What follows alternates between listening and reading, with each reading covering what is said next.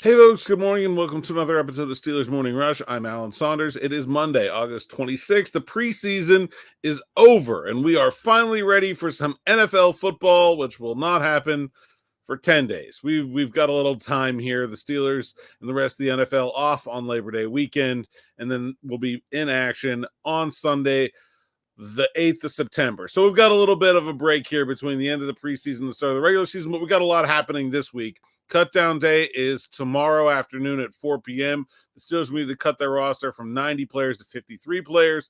It's one of the most impactful days on the NFL calendar as we sort out who makes the team and who doesn't, who makes the practice squad and who doesn't, who starts the year on the IR, the PUP list, things like that. We're going to learn a lot about how the Steelers are going to look in week one in Atlanta come tomorrow afternoon. And in fact, I expect some of these moves to come out piecemeal between now and then. We already had one release reported yesterday that the Steelers have moved on from wide receiver TJ Luther. Remember, he was added late in training camp, and he's the one that couldn't come down with that long Justin Fields pass against the Houston Texans in the opener.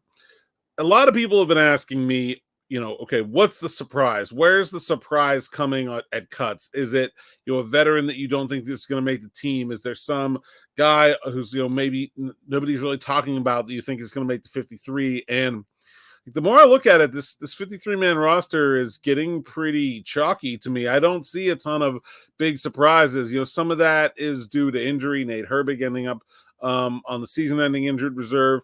A couple guys banged up here recently, like Dylan Cook and Ryan Watts, could certainly end up on the injured reserve. This year, the Steelers can put two guys straight on injured reserve on Tuesday without needing to first put them on the 53-man roster and still be able to return them later in the season. Before, if you'll remember, they had to cut a guy, have someone make the 53, and then add him to the IR and then bring that player back. So they don't have to do that for two players. Cook and Watts, to me, would be really good options. I don't know how injured Ryan Watts is. He had a stinger against the Detroit Lions on Saturday. Those injuries can be 48 hours and they can be 4 weeks. It's really hard to tell in advance. But I would assume that Watts is a candidate for the short-term IR, as is Dylan Cook. It was reported yesterday that he is going to miss several weeks with that foot injury, left foot injury. He's been in a boot all week this week. Not a good sign. So I would say that he's probably likely to end up on the IR. And then like Troy Fautanu, we haven't seen do any work at all at practice since his knee sprain. I would say he's also like a possibility to end up on the short-term IR. I think when you look at that, and Cole Holcomb seems destined to go on the PUP list to start the season. So all those guys, if they do go on the short-term IR or the PUP reserve list, would miss at least the first 4 weeks of the regular season. We'll see how all that plays out. But I think those sort of absences have kind of made, I don't think there is going to be a surprise cut. I don't think there's anybody on the roster that was on this team last year that is in danger of being cut. The one guy I think maybe you would consider something of a surprise, I don't think Logan Lee is going to make the team. He's actually injured too. He missed Saturday's preseason game against the Lions. Maybe they're going to try to put him on IR. I don't know. I don't know anything about his injury or the state of it, but either way, I thought that Watts was going to make the team. Dylan Cook obviously was going to make the team. I don't think Logan Lee was going to make the team. I have him as the 8th defensive lineman behind the 3 starters, Benton, Hayward, Ogunjobi, Adams, Lowry, Leal, and Loudermilk.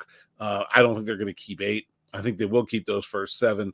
So, yeah, you just kind of go around. Outside linebacker Jeremiah Moon, not been healthy, did not play against the Lions. Kyron Johnson will be in. I don't think there's a lot of drama there. Defensive back maybe is the one place where there was that drama. If Watts is not hurt, if he's able to make the 53, then one of Darius Rush, Beanie Bishop, and Thomas Graham won't make the team. I don't think anybody would be super surprised if Graham doesn't make the team, but, I don't think there's a lot of drama there. Where I see potential surprises are this team needs help from the outside, and I think that's where you're going to see potential surprises. I think center, we didn't see Mason McCormick playing a ton of center in this preseason finale like I thought we might. Spencer Anderson has been playing guard and tackle. I doubt they're going to want to do more than that, especially with 2 tackles injured. He's going to be the backup tackle right now, I would say, if Fautanu can't go. So is it Ryan McCollum? Yeah, I think I'd put him on the first 53 right now, but that's a position where I think they will bring somebody in. I honestly would be very surprised if we don't have a center in at training camp practice for today. The Steelers do practice today. They do practice tomorrow before the cuts, and then they'll practice again Wednesday morning. So I'd be surprised if we don't see a center come in today. Maybe that's where the Luther release came from. Just they need to make a spot to add a center. And then whether it's that player or someone that gets cut by another team on Tuesday, I think there's a center that is not on this team right now that will make the 53-man roster. And I think there's a punt gunner on this team right now that is not on this team right now that will make the 53-man roster. Whether that comes at the expense of Thomas Graham or Darius Rush or Beanie Bishop or one of those guys that we talked about at the slot, or it's a wide receiver like Scotty Miller, Des Fitzpatrick, somewhere I think they need an experienced punt gunner. I just don't think the punt gunners have been good enough, and their depth at those positions is not very good. I think if you line them up right now, you're looking at Thomas Graham or Beanie Bishop as the starting slot, and you're looking at Scotty Miller or Des Fitzpatrick as wide receiver 5. Those guys are not overwhelmingly talented. I still think they're interested in Brandon Ayuk. There could still be a move for a bigger name wide receiver as well. So you could be looking at a couple of wide receivers coming off the books. It's not just Ayuk. We've talked a lot about the guys on the Houston Texans, guys like Mechie, Noah Brown, Xavier Hutchinson, Robert Woods. I think the Green Bay Packers have gotten themselves into a similar situation with guys like Bo Melton, Grant Dubose. I'm not sure they can both make the team just on a numbers game standpoint. So I think there's a way for the Steelers to add to their wide receiver room. I think they'll look for a punt gunner. Depends on where it comes from. Maybe a guy like James Pierre, who's with the Steelers for a long time in that role, gets cut by the Commanders, or Miles Boykin gets cut by the New York Giants, and they just bring one of those guys back. That's certainly possible.